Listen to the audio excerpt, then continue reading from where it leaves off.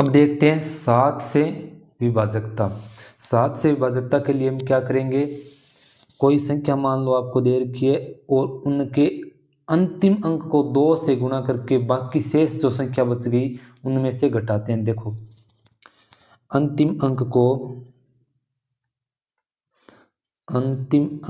को 2 से गुणा करके शेष संख्या में से घटाते हैं। शेष संख्या में से घटाते हैं, यानी जो बाकी रह गई उनमें से क्या करते हैं, घटाते हैं। अगर वो घटाने के बाद 0 आ जाए या ऐसी संख्या आ जाए जो 7 से भाज्य है तो क्या होती है, वो 7 से भी विभाज्य होती है।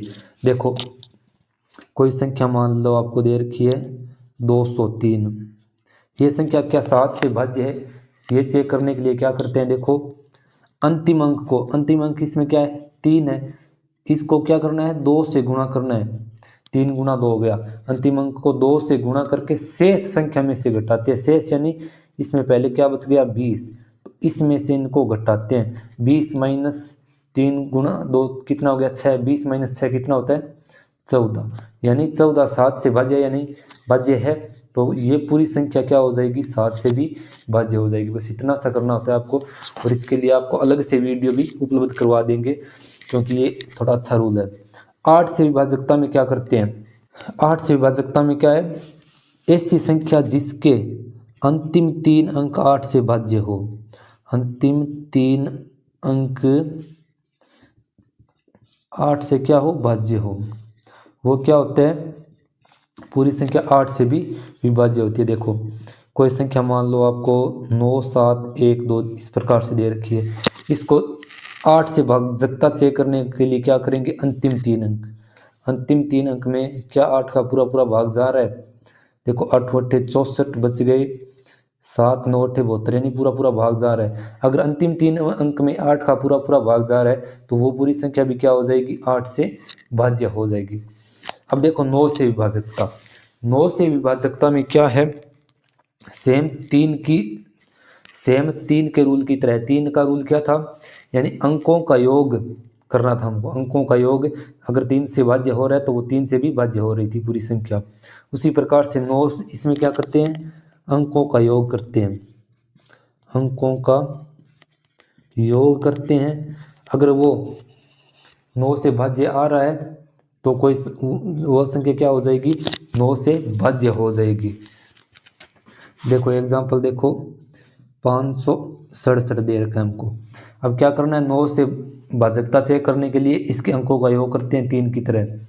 5 + 6 + 7 कितना हो गया, 5 6 11 7 18, तो 18 ये क्या है 9 से भाज्य है, तो ये पूरी 567 पूरी संख्या क्या है 9 से भी भाज्य हो जाएगी। इस प्रकार से आपको चेक करना होता है।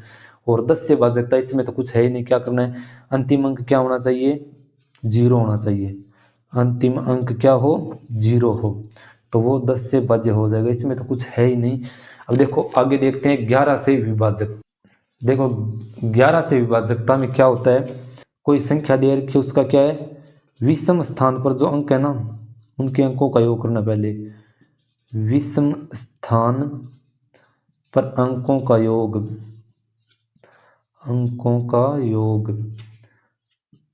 उनका योग कर लिया, उनमें से घटाना होता है सम स्थान पर अंकों का योग। सम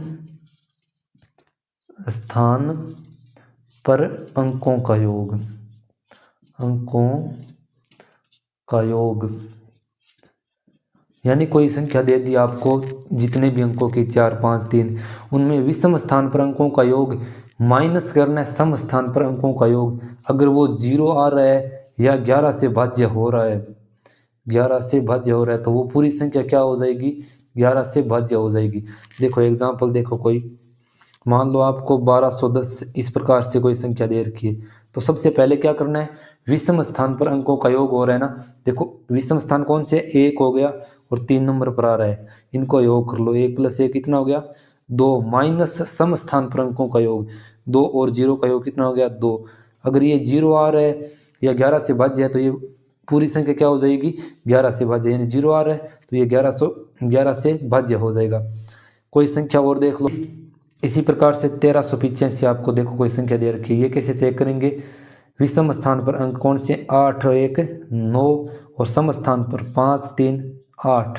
9 - 8 कितना हो गया? 1 हो गया। तो ये क्या 11 से भाज्य नहीं है, क्योंकि 1 में 11 का पूरा पूरा भाग नहीं जा रहा। ये है तो ये 0 होना चाहिए या 11 से भाज्य कोई संख्या होनी चाहिए, लेकिन 1 आ रही है, 11 से भाज्य नहीं है। तो इस प्रकार से आपको वीडियो कैसा लगा? अगर अच्छा लगा हो तो लाइक शेयर कमेंट ज़रूर कीजिए, और पहली बार चैनल पर आए हो तो सब्सक्राइब ज़रूर कर लीजिए। इस पर आपको इसी प्रकार से और भी बहुत इंटरेस्टिंग वीडियो उपलब्ध करवाए जाएंगे आप, जिनसे आप अपनी तैयारी को और बेहतर बना सकते हो। तो मिलते हैं नेक्स्ट वीडियो में, जुड़े रहें हमारे साथ।